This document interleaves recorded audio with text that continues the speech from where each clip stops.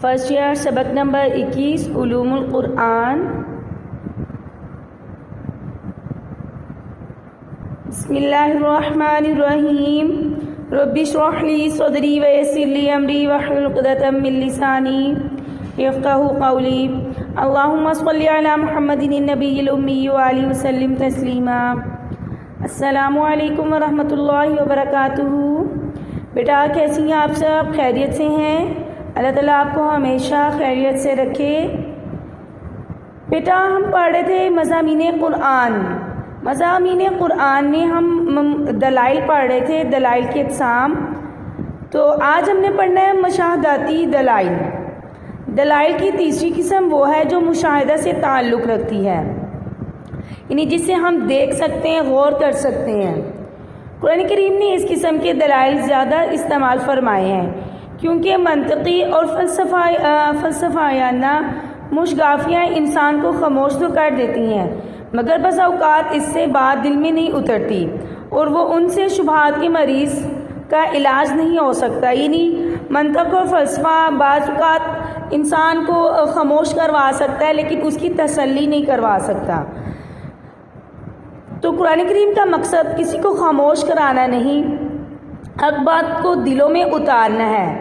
دوسرے یہ کہ منطقی دلیلیں ایک خاص طبقہ کے لیے مفید ہیں، ہر ان پڑھ اور جاہل کے لیے وہ کارگر نہیں ہو سکتی۔ یعنی ہر کوئی ان سے فائدہ نہیں اٹھا سکتا۔ کوئی ان پڑھ ہے، کوئی پڑھا لکھا نہیں ہے، وہ اس کی سمجھ نہیں ہے۔ تو اس لیے ہر طبقے کے لحاظ سے ہر چیز مختلف ہے۔ تو جو مشاہدہ ہے یہ اس سے جو ان سے وہ ان پڑھ اور جاہل، یعنی ہر عام و خاص اس سے بات کو سمجھ سکتا ہے۔ اور مشاہدہ وہ منہ بولتی چیز ہے جس کی وجہ سے ایک الڑ دیہاتی بھی بے اختیار پکار اٹھتا ہے۔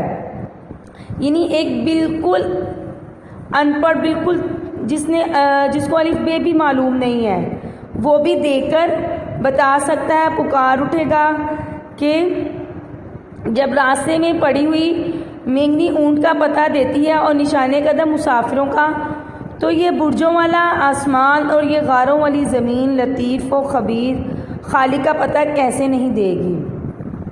اس لیے اللہ تعالیٰ نے زیادہ تر مشاہداتی دلیلیں ہر مرتبہ نئی شان اور نئی ادا سے پیش فرمائی ہیں۔ ایک مثال سنیے، توحید کے دلائل دیتے ہوئے ارشاد ہے: امن خلق السماوات والارض وانزل لکم من السماء ماء فانبتنا به حدائق ذات بہجہ ما کان لکم ان تنبتوا شجرها االہ مع اللہ۔ آخر تک یہ آیت ہے، یہاں تک االہ مع اللہ تعالی اللہ عما یشرکون۔ بھلا وہ کون ہے جس نے آسمانوں اور زمین کو پیدا کیا اور تمہارے لیے آسمان سے پانی اتارا، پھر ہم نے اس پانی سے بارونق باغ اگائے، تمہارے بس میں نہیں تھا کہ تم ان کے درختوں کو اگا سکتے۔ کیا پھر بھی تم کہتے ہو کہ اللہ کے ساتھ کوئی اور خدا ہے؟ نہیں، بلکہ ان لوگوں نے راستے سے منہ موڑ رکھا ہے۔ بھلا وہ کون ہے جس نے زمین کو قرار کی جگہ بنایا اور اس کے بیچ بیچ میں دریا پیدا کیے اور اس کے ٹھہرنے کے لیے، انی زمین کو ٹھہرانے کے لیے پہاڑوں کو میخیں گاڑ دیا اور دو سمندروں کے درمیان ایک آڑ رکھ دی؟ کیا پھر بھی تم کہتے ہو کہ اللہ کے ساتھ کوئی اور خدا ہے؟ نہیں، بلکہ ان میں سے اکثر لوگ حقیقت سے ناواقف ہیں۔ بھلا وہ کون ہے جب کوئی بے قرار اسے پکارتا ہے تو اس کی دعا قبول کرتا ہے اور تکلیف دور کر دیتا ہے، جو تمہیں زمین کا خلیفہ بناتا ہے؟ کیا پھر بھی تم کہتے ہو کہ اللہ کے ساتھ کوئی اور خدا ہے؟ نہیں، بلکہ تم بہت کم نصیحت قبول کرتے ہو۔ بھلا وہ کون ہے جو خشکی اور سمندر کے اندھیروں میں تمہیں راستہ دکھاتا ہے اور جو اپنی رحمت کی بارش سے پہلے ہوائیں بھیجتا ہے، جو تمہیں بارش کی خوشخبری دیتا ہے؟ کیا پھر بھی تم کہتے ہو کہ اللہ کے ساتھ کوئی اور خدا ہے؟ نہیں، بلکہ اللہ اس شرک سے بہت بالا برتر ہے جس کا ارتکاب یہ لوگ کر رہے ہیں۔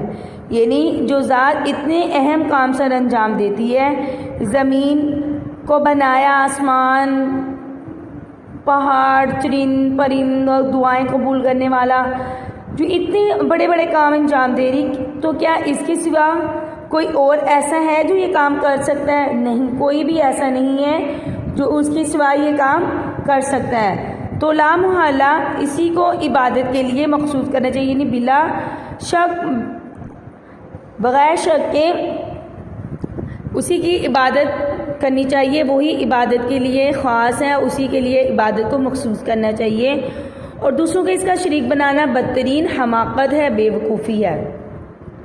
پھر سوچنے کی بات یہ ہے کہ جو ذات تنہا اتنے عظیم کام انجام دیتی ہے، ایسے چھوٹے چھوٹے کاموں کے لیے کسی ساتھی کی ضرورت کیوں ہوگی؟ ایک اور جگہ یوم آخرت کا اس بات کرتے ہوئے ارشاد فرمایا افلم ينظروا الى السماء فوقهم كيف بنيناها، تو پوری آیت اینڈ تک واحیینا به بلدۃ میتا كذلك الخروج،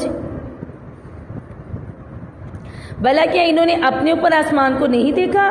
ہم نے اسے کیسے بنایا ہے اور ہم نے اسے خوبصورتی بخشی اور اس میں کسی قسم کے رکھنے نہیں، یعنی سوراخ یا کوئی اس طرح کی چیزیں نظر نہیں آتی، دراڑیں وغیرہ نظر نہیں آتی، اور زمین ہے کہ ہم نے اسے پھیلا دیا اور اس میں پہاڑوں کے لنگر ڈال دیے اور اس میں ہر طرح کی خوشنما چیزیں اگائیں تاکہ وہ اللہ سے لو لگائیں، لگانے والے ہر بندے کے لیے بصیرت اور نصیحت کا سامان ہو، اور ہم نے آسمان سے برکتوں والا پانی اتارا، پھر اس کے ذریعے باغات اور اناج کے دانے اگائے جن کی کٹائی ہوتی ہے، اور کھجور کے اونچے اونچے درخت جن میں تہ بتہ خوشے ہوتے ہیں، تاکہ ہم اپنے بندوں کو رزق عطا کریں۔